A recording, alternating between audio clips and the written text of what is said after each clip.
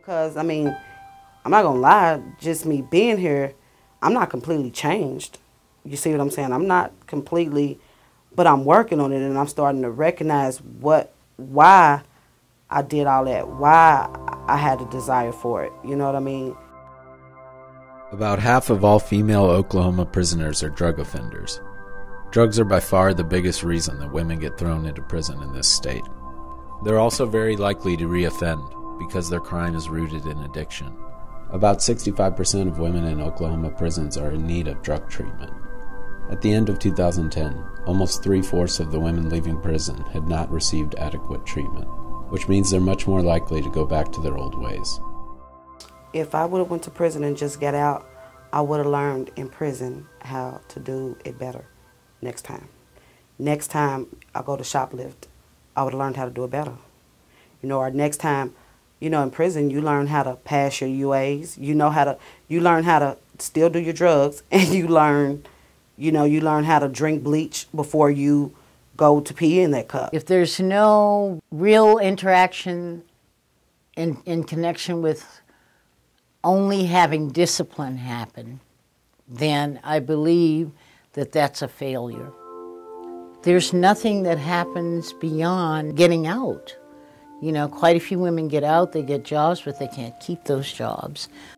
When a woman gets toward the end of her prison sentence, if she's willing and lucky enough, she can get accepted into a program like Centrepoint in Tulsa. And in this particular case, these women are in the Department of Corrections, which means that from an in-custody perspective, quite a few of the women, almost all of the women, have had substance abuse issues and have been arrested and gone to prison for those issues.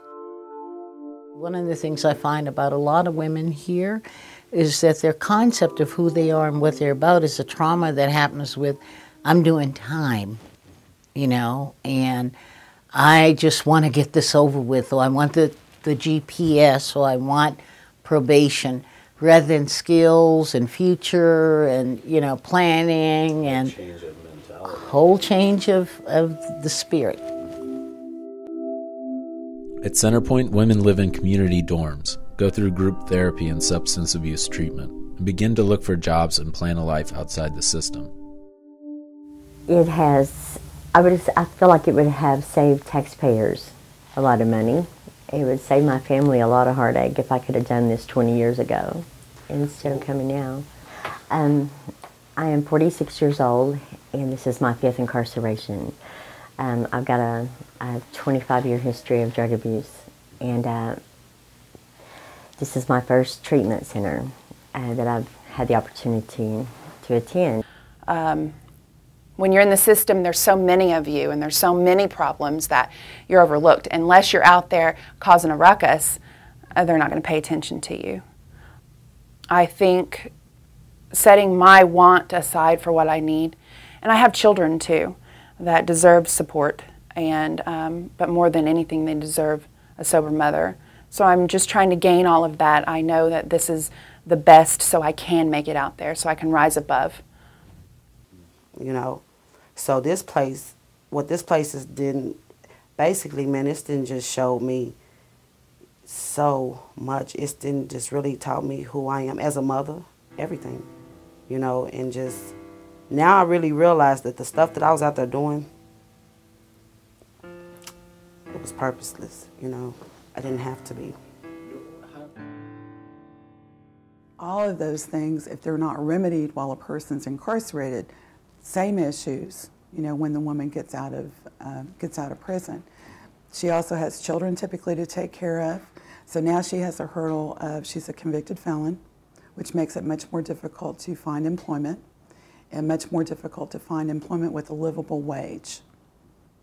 Okay, because not only is she supporting herself, but she has to support her family. It's harder to get housing. In addition to that, she still has those needs. So she still has needs for substance abuse treatment. She still has needs for health care. She still has needs for mental health treatment. She still has needs for vocational training. She has fines, fees, and restitution to pay in connection with her felony conviction.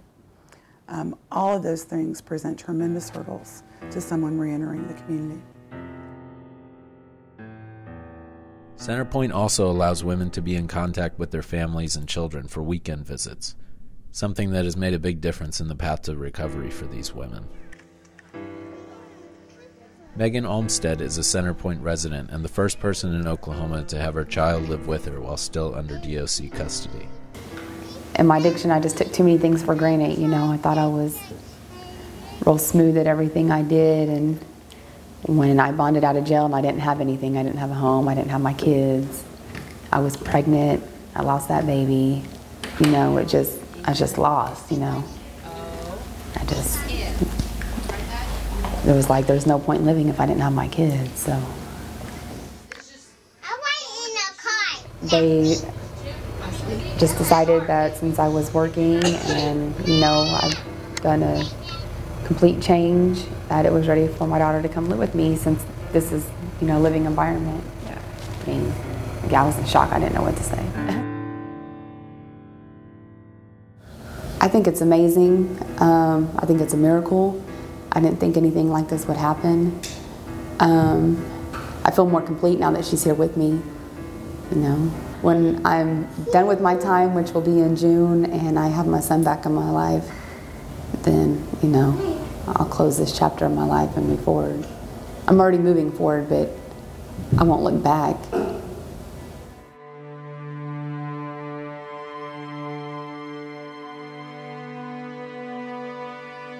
Centrepoint's daily cost is about equal to keeping a woman locked up in prison. But Centrepoint boasts a 0% recidivism rate. No one who has completed the program has ever gone back to prison. That could have saved someone like Alicia Williams 4 prison terms, and taxpayers a lot of money. But programs like Centrepoint are limited by their capacity. 2,760 women in prison. Half of them are nonviolent and eligible for a program like this. And Centrepoint has just 32 beds. I'm very excited about the direction we are moving.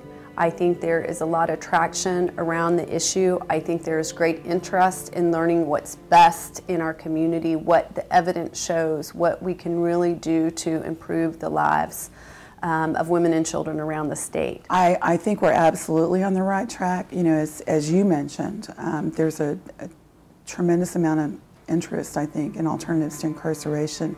There's also a tremendous amount of interest in the criminal justice system in the state of Oklahoma as a whole, and really to come up with the long-term solutions that I think we all would like to have and result in higher public safety, increased public safety at lower, you know, dollar cost. You really have to look at the entire criminal justice system.